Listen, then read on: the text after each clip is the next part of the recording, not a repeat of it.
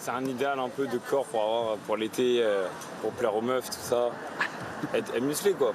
Les degrés vont monter, on va serrer un peu la ceinture. Hein. C'est vrai qu'en été, surtout les femmes en maillot de bain, c'est mieux d'être au top. Du moment qu'on est bien dans sa peau, qu'on est comme on est, enfin moi j'ai toujours été un peu rondouillé, tout ça, donc non, il n'y a pas de souci. Il y a des gens qui se sentent pas bien dans leur corps et du coup ils viennent pas sur la plage ou quoi, et franchement c'est bête quoi.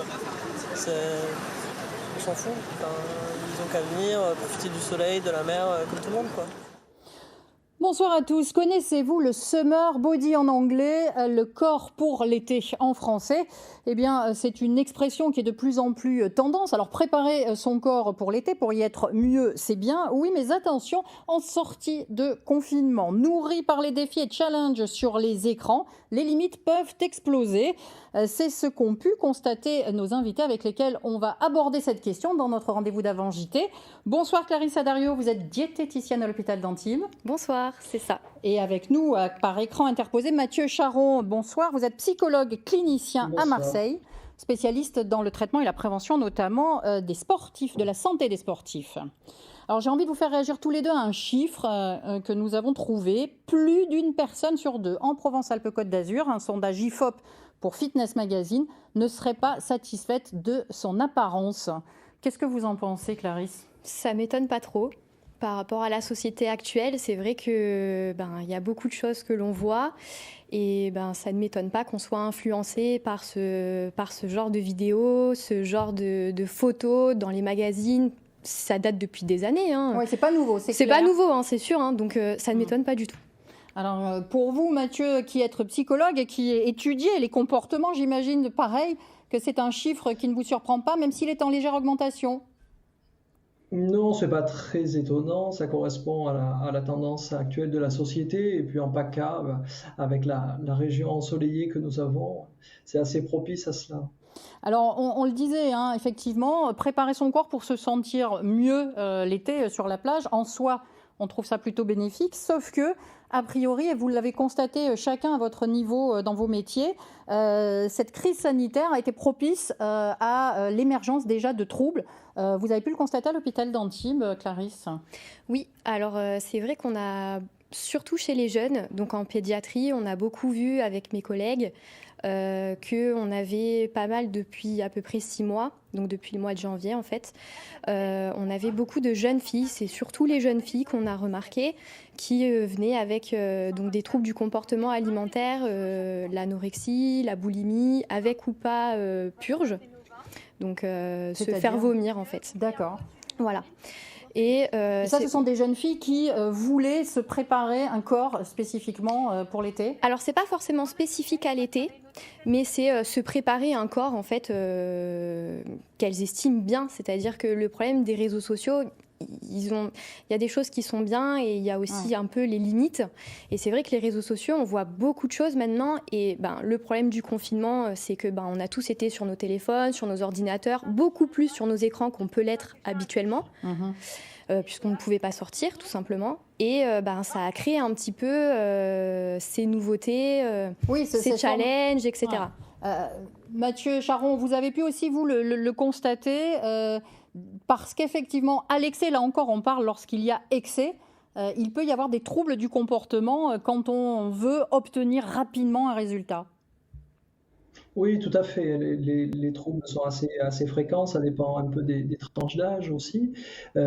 Mais chez les jeunes filles, effectivement, c'est un peu plus marqué que chez les garçons. Mais on observe une hausse de ces comportements, l'image de soi qui est très importante et des fois des écarts entre la réalité qu'on peut obtenir en peu de temps et la réalité des réseaux sociaux. Oui, c'est effectivement entre la réalité de ce qui peut être obtenu et en fait l'image de son corps qu'on a qui n'est pas forcément la bonne. Regardez un petit peu ce qui s'est passé sur les réseaux sociaux. C'est notre consoeur Coralie qui nous fait une petite revue de la situation.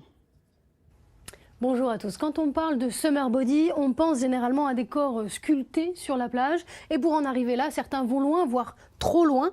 On a un challenge qui a été importé d'Asie. Il s'agit du A4 Challenge. Regardez ici, cette jeune femme tente de faire rentrer ses hanches dans une feuille A4, soit 21 cm. Ici, vous voyez un autre exemple. Le problème de ce genre de challenge, c'est que ça peut déboucher sur des troubles alimentaires comme l'anorexie. Alors certains internautes prennent le contre-pied de ce challenge pour le critiquer.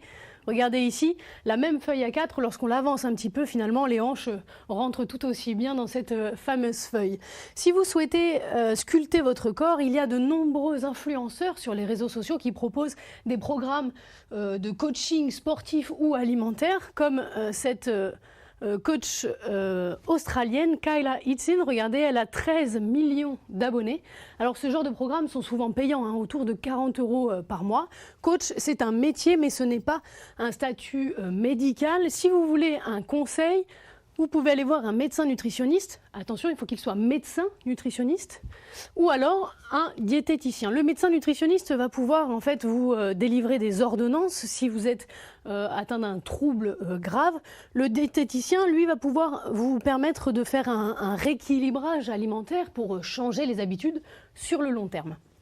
Un dernier petit mot sur ce summer body qui pourrait être remplacé en fait par le body positive. Qu'est-ce que c'est ? C'est peut-être un petit peu plus sain au niveau de la santé physique et mentale. C'est tout simplement de s'accepter et d'aimer son corps comme il est. Mathieu Charron, quand vous entendez effectivement ce qui peut être proposé sur les réseaux sociaux, vous nous dites finalement on peut pratiquer, on peut se faire plaisir, on peut se lancer des défis, sauf quand on a un petit souci avec l'estime de soi. Qu'est-ce que ça veut dire ? Oui, l'estime de soi, c'est important. Et, bon, l'estime et l'image de soi vont souvent ensemble. Mais effectivement, il y a besoin de confiance et pas de s'embarquer dans quelque chose qui soit trop compliqué. Car sinon, ça peut effectivement déboucher sur du trouble d'anorexie, c'est-à-dire qu'on perd le contrôle de cette image et on perd souvent le contrôle de l'estime qui va avec. Oui, c'est ce que vous constatez, vous aussi. Finalement, il faut faire attention. Vous me parliez plutôt que de danger, il y a des limites. C'est ça. Alors comment on sait quand à un moment donné les limites ne sont pas atteintes ? C'est difficile parce que chacun a sa propre limite. Après, en termes d'image de soi... Vous disiez par exemple que oui, 2 kilos par mois, par exemple, ce serait un objectif tout à fait sain. C'est ça. Après, c'est difficile de donner un chiffre vraiment très précis parce que chaque personne est différente, chaque métabolisme aussi. Donc, il faut s'adapter à chaque personne et je dirais à chaque histoire de vie aussi. Parce que ça, c'est important. Et chaque personne est différente et donc chacun a son parcours, a sa façon d'être, a sa façon de manger, etc. Donc c'est vraiment très important de... Ça doit être à la carte et encadré. C'est ça, voilà. C'est à la carte et encadré, c'est ça qui est important. Et le problème de maintenant, c'est que les gens sont pressés. Voilà, ils veulent tout de suite. Et c'est un peu le problème de ce genre de programme, en fait. Parce que voilà, en 4 semaines, perdre 10 kilos, c'est complètement illogique. Oui, Mathieu Charron, on voit des images de sportifs. Là, c'est un peu votre spécialité. Alors, effectivement, moi, je connais des sportifs qui nous disent on est tout à fait équilibré. On se lance des challenges et des défis. Ce n'est pas le problème. Qu'est-ce que vous leur répondez ? Il y a une différence entre être équilibré et être dans l'excès. Après, les sportifs, de mon expérience, sont souvent aussi dans l'excès. Un excès qui vise à la perfection, me dit-on, qui vise à atteindre un objectif. Il y a une différence entre l'image de soi et la dysmorphophobie, où là, ça devient pathologique. Il y a une différence entre la pratique d'un sport et la bigorexie, où là, c'est l'addiction au sport qui est particulièrement toxique, aussi bien pour le physique que pour le mental. Pour le Body Summer, c'est la même chose. Alors justement, on va voir un extrait d'un reportage qui a été réalisé par France 2, où on a quelqu'un qui s'est lancé un défi et qui l'a réalisé. Vous me dites ce que vous en pensez juste après. L'an dernier, grâce à Internet, cette aide-soignante commence le sport chez elle, loin des regards. Elle devient vite accro à ses séances et perd 27 kilos en 1 an. Je me sens tellement bien, je me sens mieux, voilà, mes jambes, je n'ai plus mal aux jambes, je suis beaucoup plus dynamique, Et ça se ressent aussi dans mon travail. Si on respecte les 4 séances, leur équilibrage alimentaire et l'intensité qu'on met dans les exercices, c'est ce qui se match en fait. Mais pour ce médecin nutritionniste, il faut être prudent. Ces défis, sport et minceur, sans accompagnement, peuvent être risqués et parfois même dangereux pour la santé. Ces gens-là qui passent en 24 semaines comme ça, ils ont tous les risques de revenir à cette étape initiale, voire même de la redépasser. Vous voyez ? Donc je pense que les gens, les influenceuses qui font ça, n'ont aucune réflexion scientifique, aucune base scientifique, et qu'elles peuvent mettre en péril certains individus. Clarisse, c'est l'effet yo-yo dont parle monsieur ? Oui, tout à fait. Qu'est-ce que c'est exactement ?